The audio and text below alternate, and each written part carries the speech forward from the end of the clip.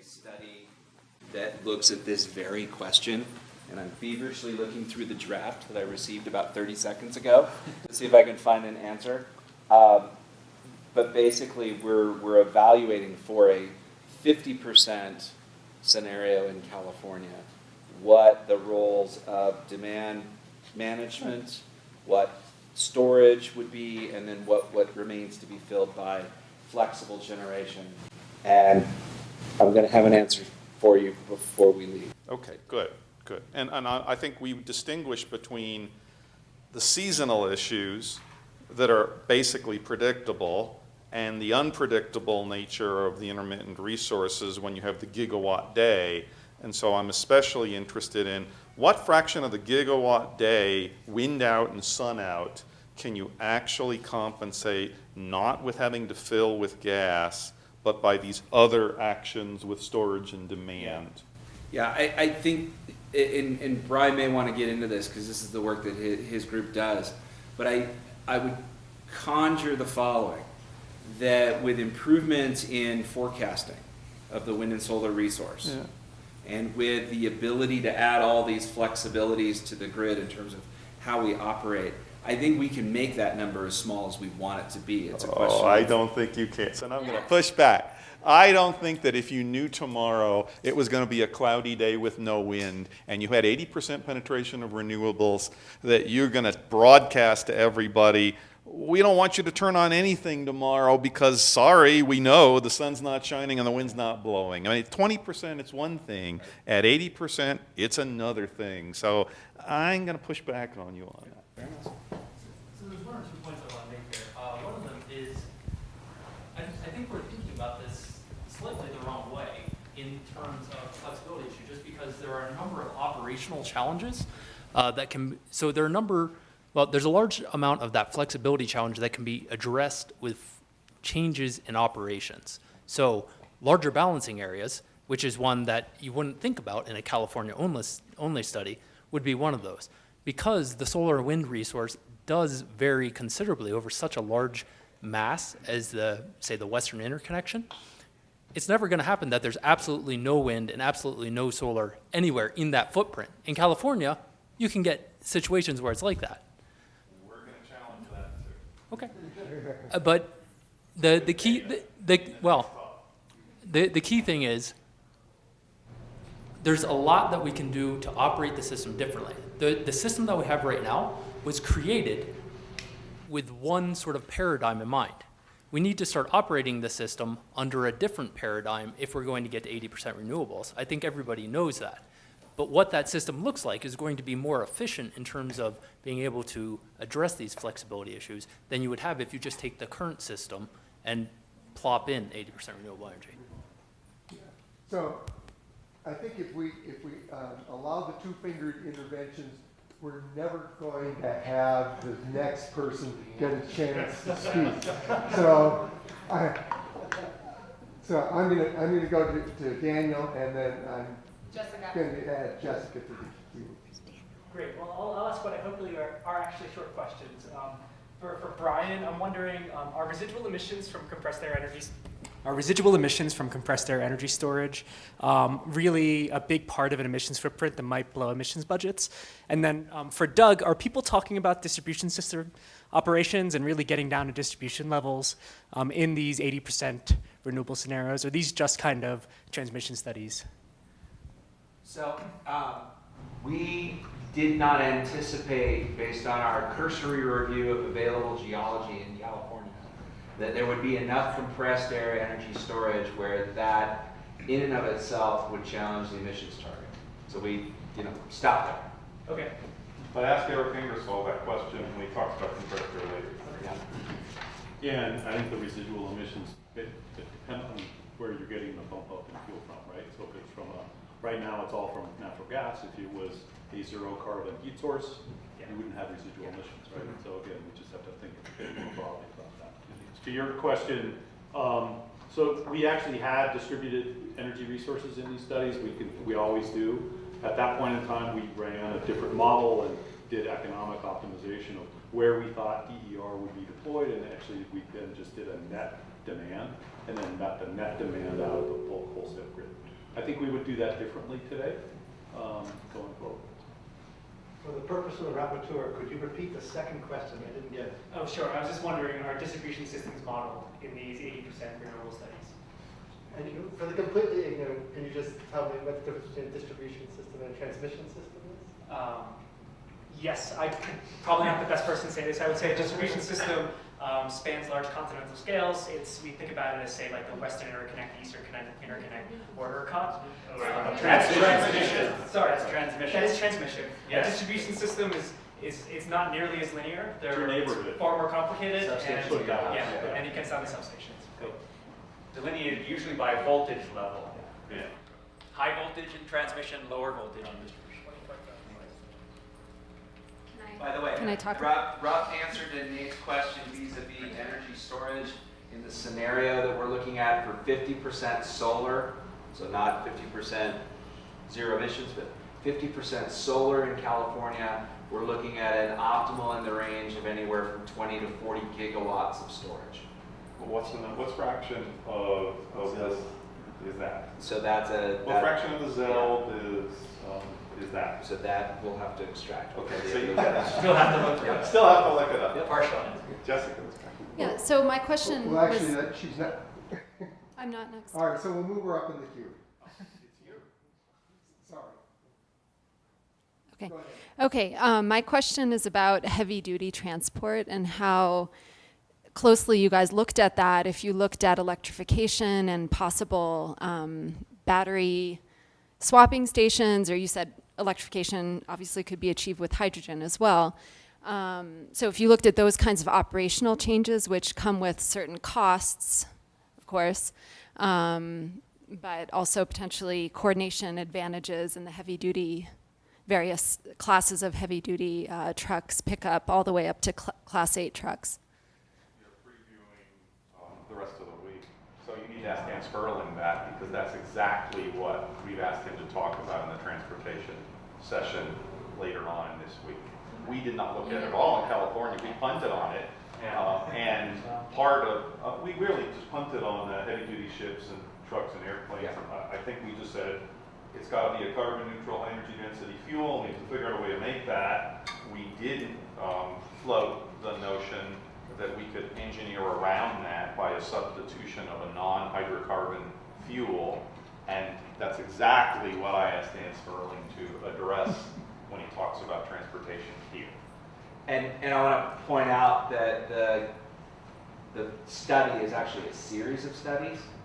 And one of the studies that was descended from the portraits and the scenarios that Nate talked about was a deep dive in the transportation sector, and a lot of Dan's team members were the ones that contributed to it. So for those wanting more details in building and industrial efficiency, renewable electricity or fossils with CCS, transportation energy use, nuclear, there are deep dives in each one of those areas where you can get more detail to your heart's delight.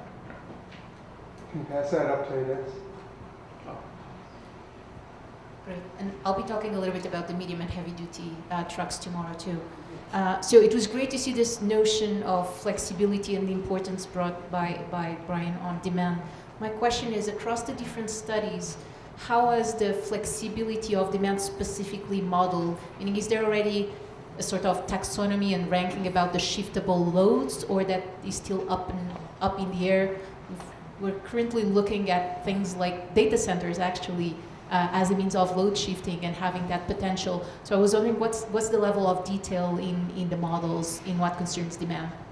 So the rough study was done, I'd say, when we didn't have very much detailed knowledge of the technical potential for demand response. There has been a separate study done in detail between NREL and Berkeley and a bunch of others, looking at the technical potential for DR in California in particular. There's a lot of detail, and it's everything from street lighting to water pumping to home appliances that you can think about, et cetera, et cetera. It's actually fairly deep, i.e., number off the top of my head is somewhere in the 30% of peak load range. And we already know in PJM, without even diving in very deeply, that they're already at 10% economically. And so there's probably a fair amount more. And that's actually even without thinking about cross-sectoral opportunities. That's just purely electricity demand. In the California study, we limited our focus to looking at just annual energy use. We didn't break it down into discrete time windows, either seasonally or hourly. I'll just use this point, however, to suggest that the analysis community is going to have a challenge on its hands when our nice, predictable load shapes in our libraries that we've been assembling for the last decade or more become absolutely useless, when the devices can now start interacting with the models in a more dynamic way. We need to actually shift from load shapes that are fairly static to, basically subroutines in the model that allow the home or the vehicle or the building to respond as an entity, a system in its own right. And I think that's a huge research gap that a lot of us are going to be busy with the next couple of years.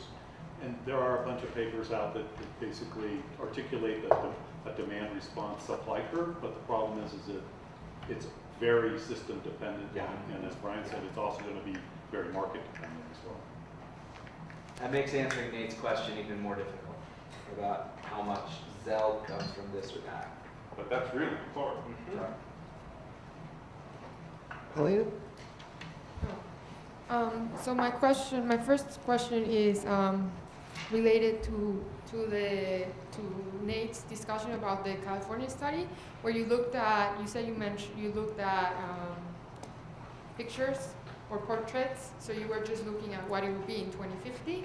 And that's actually how I think about these scenarios also, just looking at a target. But then recently, I've been working with a student on Brazil, and we realized the pathway actually is very important.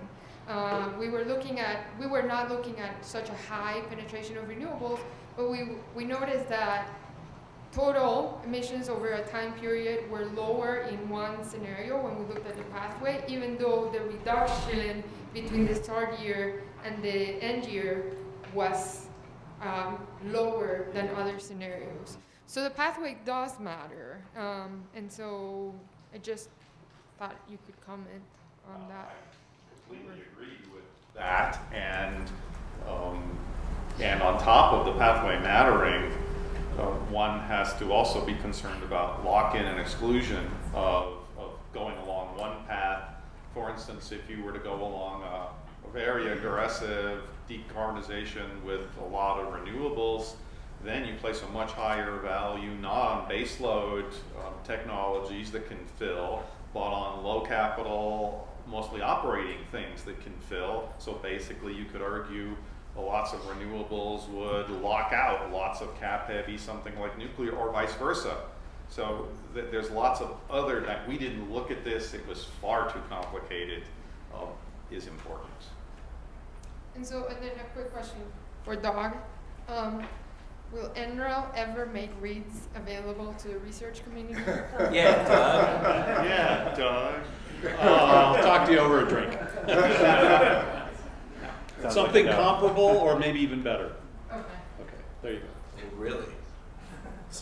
There are going to be publicly available databases of the wind and solar resource at high fidelity and high resolution that Chris Clack already has, that we at Carnegie with Matt and Ken and Steve and I have, and those are going to be publicly available, and you can build your own model around that. If he doesn't give it to you, you can rebuild it. We'll figure it out. There are all the 5-minute data sets actually are available. Yeah, those are available, right? We're using them too. And But the code of reads. yeah. No, you won't get there. We'll get there. We have another. Don't rule that out. We have another. That there are lots of conversations, and as a general rule, I know that a lot of us at NREL feel like, as a taxpayer-funded institution, we should be putting our work products out in the public domain. They're not selling them back to us. He was just admitting it, don't pick on him. All right. I will say that if you make your code public, you find all kinds of people Yeah. who will debug it for you. Yeah, exactly. That experience, Exactly. So after you finished asking your question, put your tents back down, and Klaus, you're up. Thank you. Question in general, but first a comment. Maybe that actually is already the central question. I sympathize with your view of let's get this better and better and better. But on the other hand, you have extremely large error bars on all of this because new technologies are coming in. Old technologies we simply do not use. For example, I grew up in Germany, and in the 70s already, it was perfectly common that your water heater, the electric water heater, would run at night rather than during the day. And all that took was one relay switch which clicked in at 9 p.m. at night. All that was a signal from the utility that now the price is cheap. So all sorts of things can be done, and I simply never covered it. But where I was really going was on the storage issue. The storage really needs to be separated. There was lots of emphasis about the geography mattering, and the bigger the area, the easier the problem gets. In some ways, I would like to point out we had a pretty bad disaster in 2005 in New York, which was ultimately driven by being very well connected and locally having far too much energy in the system. So every power plant jumped ship, and then we had none. So you have that aspect, but you also have to think temporally. And while it's perfectly fine to say maybe tomorrow is a big deal, if you have a mismatch between summer and winter, you have to figure it out too. And so that's why I'm coming back to the CO2 story once more. If you think in months rather than days, you can afford a lousy round trip efficiency. And you can, because what really matters is the capital cost of your storage bin. And if this is a big tank full of liquid, or even natural gas in a storage system, which is coming back at you later, you can synthesize it with hydrogen and CO2. And you can sit on it for very long times and bring it back and forth. And I think that needs to be built into the model, so you also start really unraveling the temporal issues in storage. It's one thing to store for 5 minutes, and it's another thing to store on an annual cycle. Yeah, and it's likely true that the solutions are different, right? So we you can now map out as a function of, I'll call it storage service requirements, right? Whether or not it's frequency or sub-minute or multi-minute to hour to day to week to year to seasonal. Those have different technology solutions across the board, and so that's really important actually to articulate, not in this audience when everybody gets it, but outside, when people say storage, the only thing they would normally think about is battery. Yeah, I think that's a great point, Klaus. We've got a project underway with the Southern California Gas Company that is looking at creating renewable hydrogen and natural gas from the extra overgeneration they expect to see in the Southern California basin over the next decade or so. We did a quick analysis, and within their existing natural gas infrastructure, they have 11 terawatt hours of storage capacity. If that were all filled with natural gas and then run back through, and if that natural gas has a zero carbon source, now all of a sudden you've given them an economic lifeline, because all of their assets become meaningless in a world where they can't source their natural gas from a zero carbon resource in the future. And I will make the argument in a future day that it's actually the cost of that storage is the cost of the electricity when it went in, which is much larger than paying for the CO2. Yeah. Even if you're a pessimist on that number. Yeah, but the point is the embedded storage within our existing infrastructures.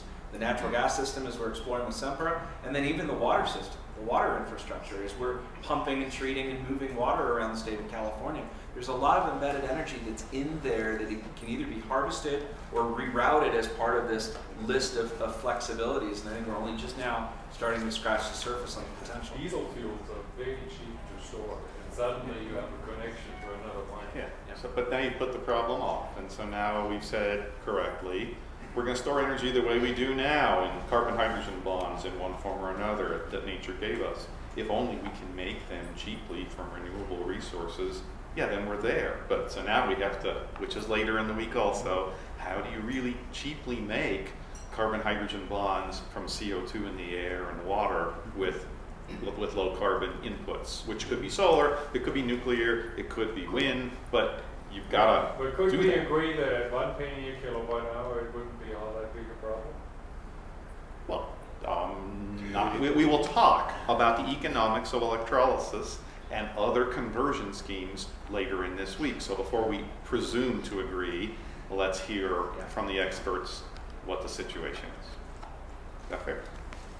So Sally, Okay, one of the things we haven't talked about at all is the generation mix. And if you look at places like California and Germany, which have, well, California, which is an enormous solar resource, one can anticipate fairly soon that we will be able to meet all our daytime electricity demands with solar PV. But under that circumstance, what that might mean is that you would get 30% of your electricity from solar energy, and if you're looking at 80% renewable scenarios, where is it going to come from? So basically, you need wind. And I think that's, we haven't really talked about that, but, basically 2-to-1 wind to solar ratio is what you need to be thinking about. Otherwise, you're going to have an enormous amount of, if you want to go up to 50% solar in California, that's where you're 20 to 40 gigawatt, but that's gigawatt, maybe gigawatt Nice. half days. Right. So absolutely enormous. So I think that that's something that we really need to consider. And in spite of the enormous size of the solar resource, it's not that available unless we really come up with some new technologies to transfer it to nighttime, or we shift a significant fraction of our load. Like, for example, we could do daytime electric vehicle charging, if we had workplace charging as an example. But anyway, that's big too. That's right. So you're all anticipating the rest of the week because Chris Clack is going to tell you about exactly right. If you actually distributed, if the United States were a copper plate, and if you could get wind and solar from wherever they're generated to wherever they're needed, then you have expanded this distribution system and resource base, and those problems are less, but you still have to fill. So I think we need to hear. So just say a little bit more about this. So California right now is contemplating, how to comply with Senate Bill 350. Right. And the big recommendation is that they're going to put in transmission lines and get wind from Wyoming, and that is the cheapest thing to do. And if we don't do that, the cost of meeting our targets are going to be enormously high. And that's by 2030 that we have to have sorted all this out. You do if you have all this solar and no wind. Right? But Nate, so our REF study actually did all that stuff, too. either with allowing transmission to look at that, or actually looking at the situation where it was either technically or politically infeasible of building that transmission, and you can still meet those 80% goals. I mean, that was one of the scenarios you go. No, what we did was we turned off interregional transmission. We said no more new builds of interregional transmissions, and outside of existing balancing areas. And the system still meets the 80% goals, which also meets the reliability requirements, and frankly, it might be a much more attractively political trade-off. But Cal ISO wasn't a balancing area, It's right? not a balancing area, so not she, there. So that's very different than the EIM or a western region. So you're agreeing, really. So Jack. So I really liked, Brian, your idea of that pool pump and the shaping of demand. But I wanted to point out that I think that to really affect the shape of the entire demand curve, we have to be much more intentional about storage. Because that example kind of reflects an inherent storage capability of the pump that allows that water to be circulated at any time to meet the overall demand of the 48 hours and things like this. And there are some examples that I wanted to give, one of which is the NREL, UCI, and SEMPRA study that you mentioned, where the natural gas system or other things can be used with their inherent storage capabilities for facilitating a huge amount of flexibility.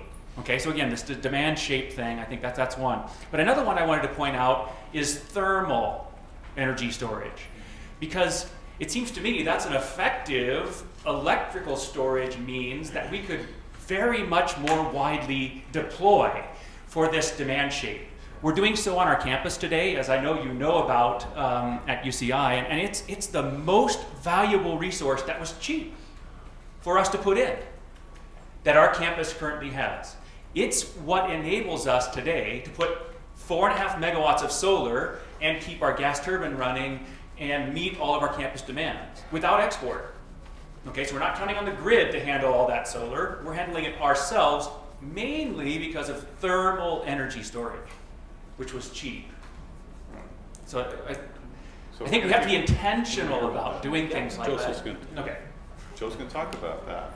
But again, we need to separate and just be clear, for the time scale on which you can do massive thermal storage, it might be much better suited for a shorter time diurnal than for a week or a month. I agree, but that's when the other one comes in. That's fine, but you know, we need to at least make sure that we're all talking in a common language so that we don't invoke one thing as a solution to another thing where it still remains a problem. And exactly the point that Doug made about there's sort of horses for courses. If what I want is voltage regulation or frequency response, I'm going to guide myself towards one set of solutions. For sure. If I'm looking at seasonal / gigawatt day type problems, I'm sliding towards another set of solutions. And I guess the question for us as analysts is, are we seeing that differentiation in our models and our studies and our outputs?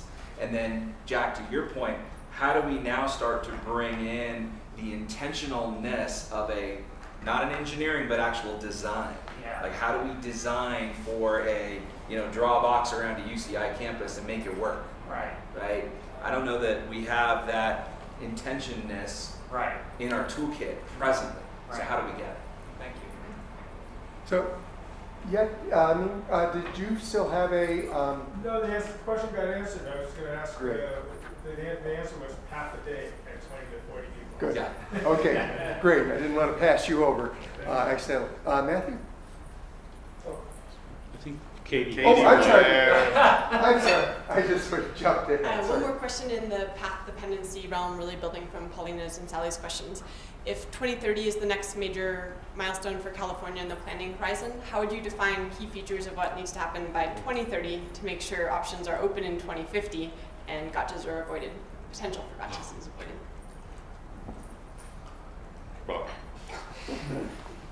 I need help from the people on the study. I mean, this was it's a lane minefield worth of problems, right? Because it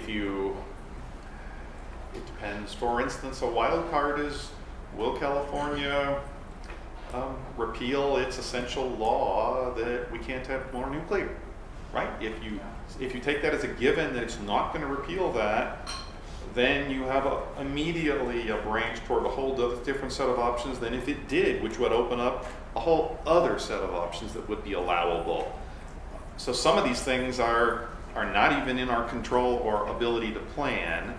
There are other things that, are no regrets. I think we kind of know what a lot of them are. Energy efficiency is a smart thing to do for everybody always. It would be good if we reduced VMTs and did other things like that with smart urban planning. There are things that are no regrets. But on the technology side, there's a lot of this that just depends on how this plays out that we didn't feel we had the ability to predict. I think maybe less than satisfying. Yeah, I think the number one thing, if it's about keeping options open for 2050 and not foreclosing things, I think the number one thing is don't allow people to unconstrained build gas peakers between now and 2030 to help comply with the 33 or 50% RPS. Because that locks you into a carbon budget that you're going to have to shut down and ramp dramatically in the years after 2030. Or you're going to have to retrofit with carbon capture and storage if you're lucky. The other thing that I think is a real must do is we've got to get our head on straight on how the distribution system and the transmission systems interact. We have to make a conscious decision about whether we're building large-scale utility assets that are zero emitting and we're connecting them with large transmission and moving them around, or whether we're trying to do things intentionally more at the level of a campus, a community, a city, and we're looking at more of a networked micro, macro grid construct. And I think the current utility DRPs are kind of putting a thumb on the scale in a certain direction. We need to be conscious that that's the direction we want to go. Right, and let me just amplify. I've learned since then, for instance, so most people would somehow resonate with the notion that expansion of solar, rooftop solar, and solar utility scale in California is a potentially no regret strategy. But if you hear what Chris Quack will have to say, right? He will say that in the low cost scenario, when you agglomerate over the United States, if you had a high voltage DC grid, that you hardly build out any new solar. It's much more expensive than building out new wind and agglomerating it in a low carbon resource. If you took that point of view, you would say that rooftop solar is a regretful step and is more costly than building out more wind instead with transmission. This is a really complicated problem. I think you're going to get a good argument on that last point, by the way. Yeah, you will get a good Let's hear. I'm seeing some pained faces in the audience. This is fun. So that's good. Thanks. Okay, so my question is about capacity factor. So it seems across the board, this last 20% is a low capacity factor asset, or is going to be utilized at a low amount. And high capital cost goods don't jive with low capacity factors. And it seems like the reason why natural gas is used is because it's not low, it's high variable cost, high fuel cost. So what technologies from your studies have been most amenable to these high variable cost and low capital cost solutions? And then also,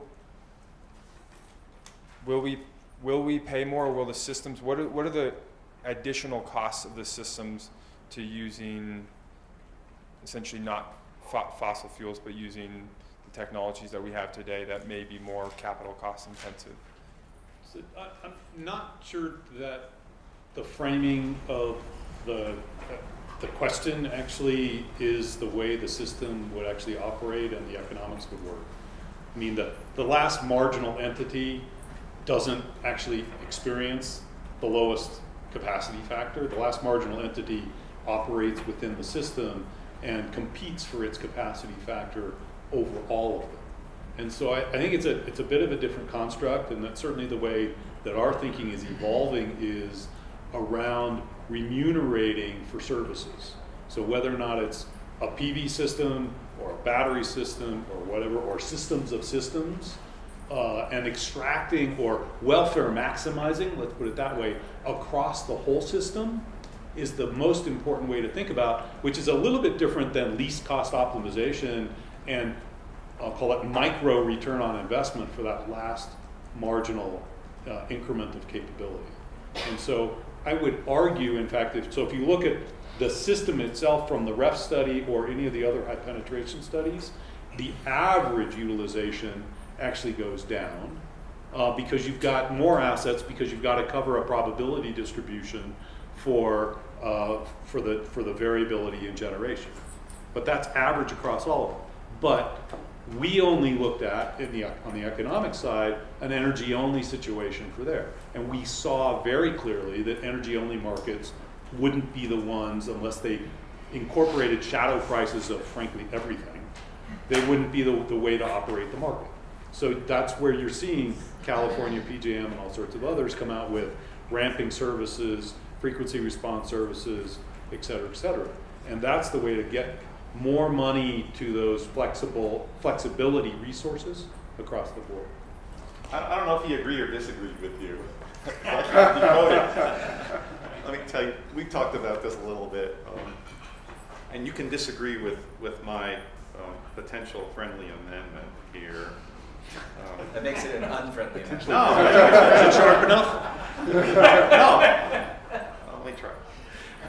I think that one is driven toward utilization of assets in crossover modes when you don't stovepipe them and say that I only am going to use this asset to generate and fill for electricity, but I'm going to be driven to utilize that capital to also co-generate fuel and thermal, and so I'm going to run it 90% of the time, and I'm not going to constrain it to be inflexible, to only meet transportation, and to only meet heat, and to only meet electricity, and that's the way that we're going to harmonize these high capital cost infrastructures that are only utilized a small percentage of the time for their mission critical part. You're going to diversify what they can do.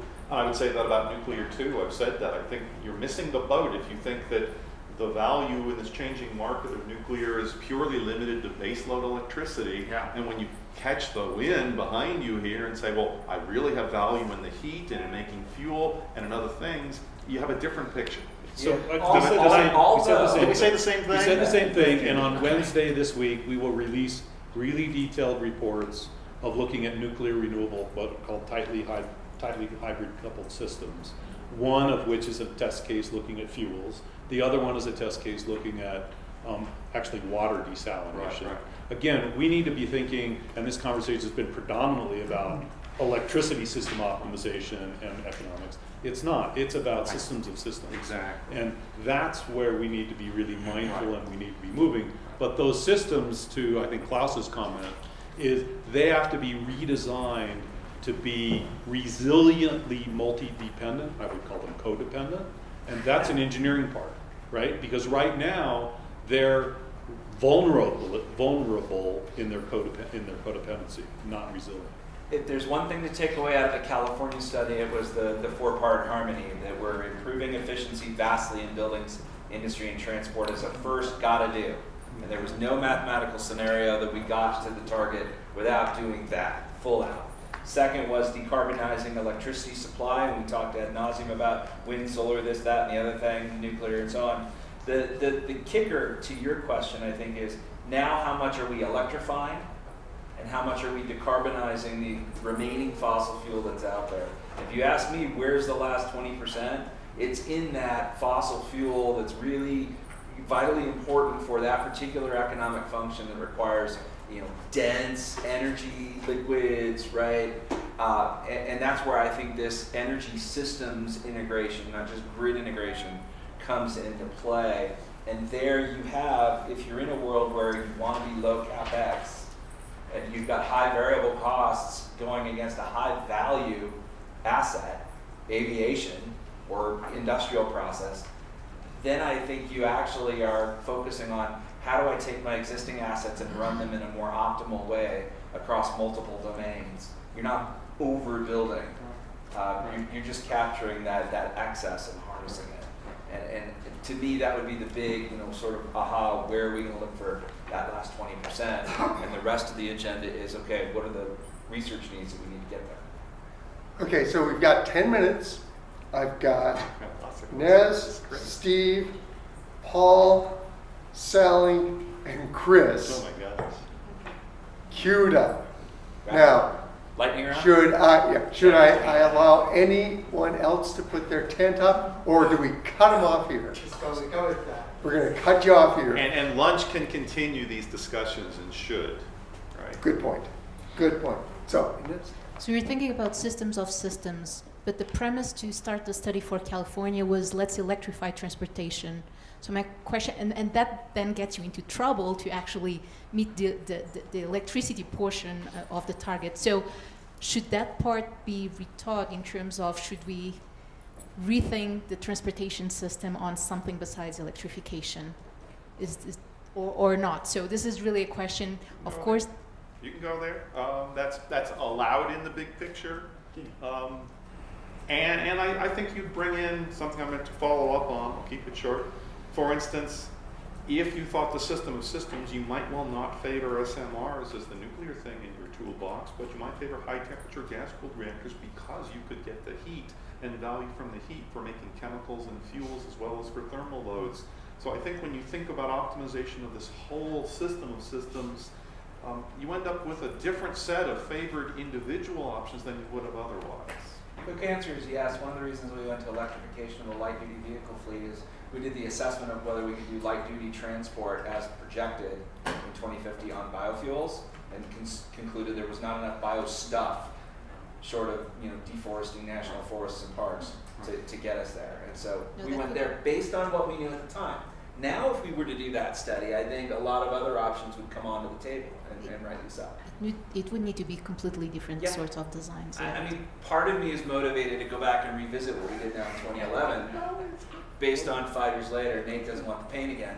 But I think with the technologies that have evolved and the way in which we're thinking about operating, particularly if we could go from an aggregate annual view now down to how does this actually gonna operate and function, I think our conclusions might be a bit different. But we can talk about this later. Just my quick reaction is, you did include some thinking about hydrogen and other low carbon fuels in the electrification of vehicles. But I think if, again, stepping back, the fresh look is how do we decarbonize transportation across light and all the way through? And there are lots of different pathways, which I think we're just starting to touch on, and we're going to touch on throughout the week, that allow for the optimization across systems, including decarbonization of power, or driven from decarbonization.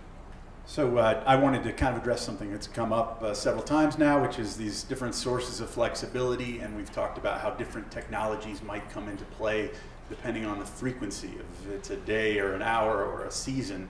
So my sense is, and I'd like to hear your guys' input on this, if we're talking about a high renewable penetration scenario, the seasonal one is really difficult. That's the real elephant in the room, maybe. And so if that's right, and you can correct me if not, then could I draw you guys out, draw some conclusions regarding these sources of flexibility, which is really going to be most valuable if we're worried about seasonal? Can we say that demand management is not going to be as helpful in that situation? I mean, I'll just chime in from the REF study, which was across the country, and we did 87, 60 hours across the whole year, and the system met the reliability requirements in every hour. But you filled with gas.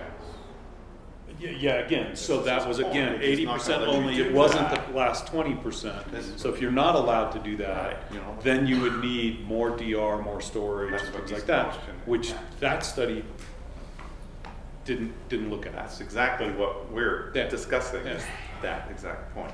And actually, I want to push back a little bit. I don't think the seasonal, you could argue, is predictable. We know in the winter you have less sun, you have more wind. I think it's the week.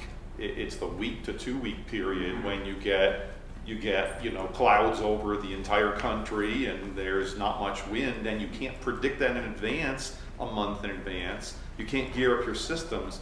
I think seasonal important, but my personal bias is it's the week to 2 week period, the gigawatt week, that's even worse. And So what really scares me, speaking now as a former Earth system scientist, is we can go back and look at the existing data, and those kinds of examples don't happen all that much. But 1 in 10 years. But what happens in a future climate regime? It doesn't matter. Once in 10 years, 99.9% reliability. Nobody's going to build a system that will go out once in 10 years. Yeah, Were you asking about the 80% But if you do scenario? the seasonal, you might have some capacity. 80% penetration renewables, but 100% It's not decarbonization. seasonal. Well, we haven't gold plated the system against EMP either, so electromagnetic pulse. All right. All right, so let's hear Paul. Okay, so the findings that you've been discussing are quite US-centric or quite centric to California. Are the no regrets actions similar globally?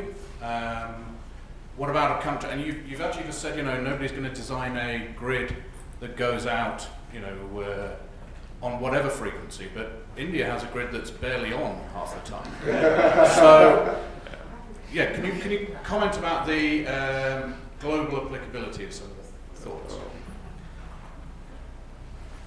In brief, yeah, everything you said is completely right. And the question of how reliable will people accept, at what cost? Can you shut down entire steel industries for a week because you don't have anything? Will people tolerate that?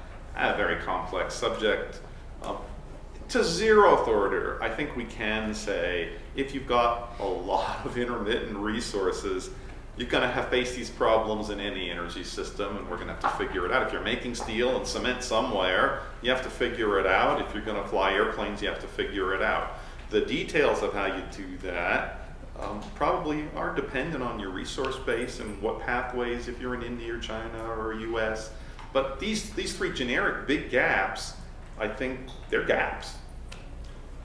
I just chime in that the grid modernization challenges that we've talked about, really focusing our efforts here in the US around forecasting and dispatching and controlling and design planning and security and resilience, all of those are the same whether I'm in Europe or in Singapore or in Japan or Korea. They're the same challenges that come up. I think what varies by geography is the quantity demanded because of the nature of the grids, and then by extension, I think you could say the nature of the energy system. I think the high level out of the California study, efficiency, then decarbonize electricity supply, then electrify where possible, and then find a low carbon substitute for the remaining fuel. I mean, I think that's a good starting point for any country. The question is, how much do you do of each based on individual, national, or regional circumstances? And that's where the engineering becomes really fun. Back to Jack's point about the conscious design.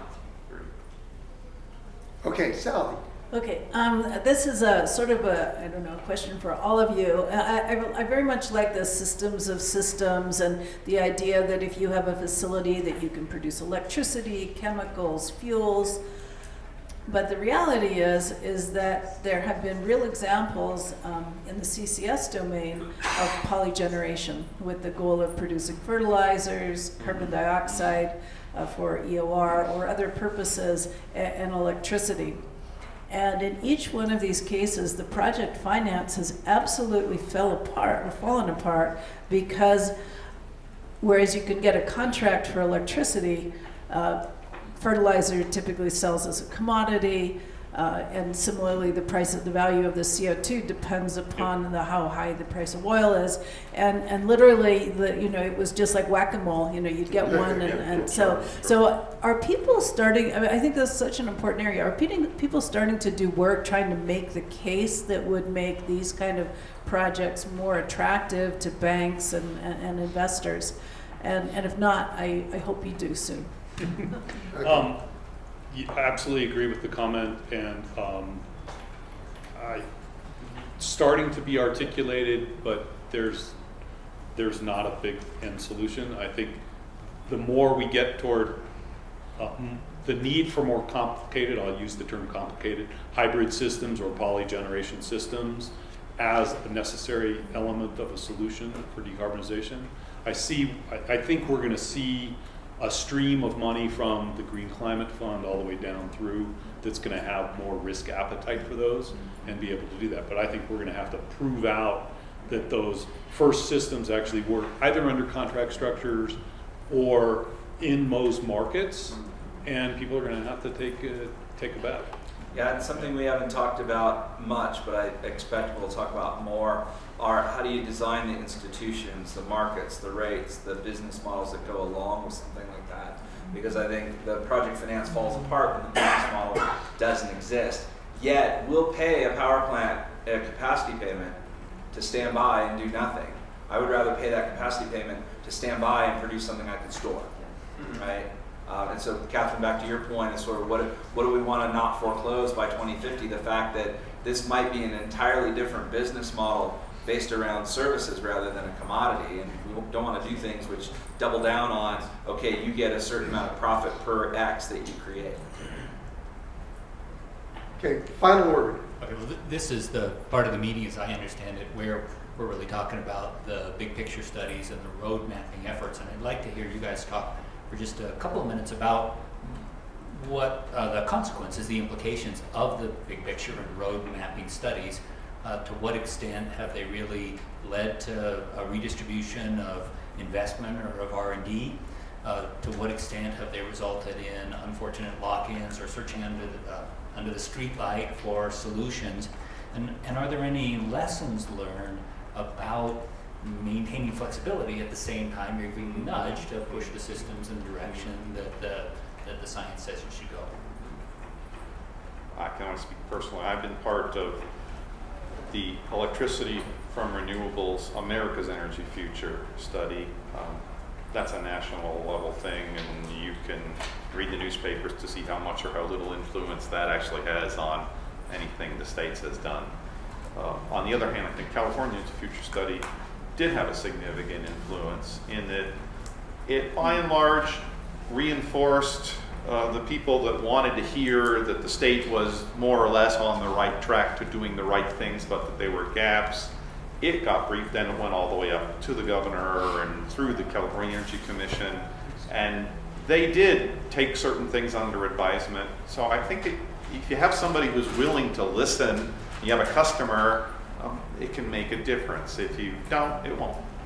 I think that's right. One of the things I learned early on in my career as a congressional science fellow is just because you're right doesn't mean you win. Right. And I think if we had been briefing a different governor with the California Energy Futures, it would have fallen on deaf ears. I think you brief a different administration, America's energy future might have gotten run with. So we have to, I think about these more as, not did we make a difference happen R&D wise or policy wise, but did we bring up the collective level of education, not only within the policy making, but maybe within the public as a whole. And one of the things that I lament is that we didn't communicate our work because we weren't funded to, and we all scattered to the 28 winds. But I would have liked to have seen that raise the awareness within the state of California of, hey, if you want a low carbon future, here are the 4 or 5 things that you got to do right, so that when somebody comes and knocks on your door, don't slam it in their face, hear them out. And I would say the REF study opened up a lot of dialogue about the potential for technical futures, and then asking many more detailed questions behind it in terms of how do we get to at least an interim step. And it's actually opened up a lot of conversation internationally about, could we actually do that type of study and that level of rigor for our country, India, China, or region of Africa, et cetera, which sounds like it's actually moving. And that's pretty different. So let's thank the 3 speakers.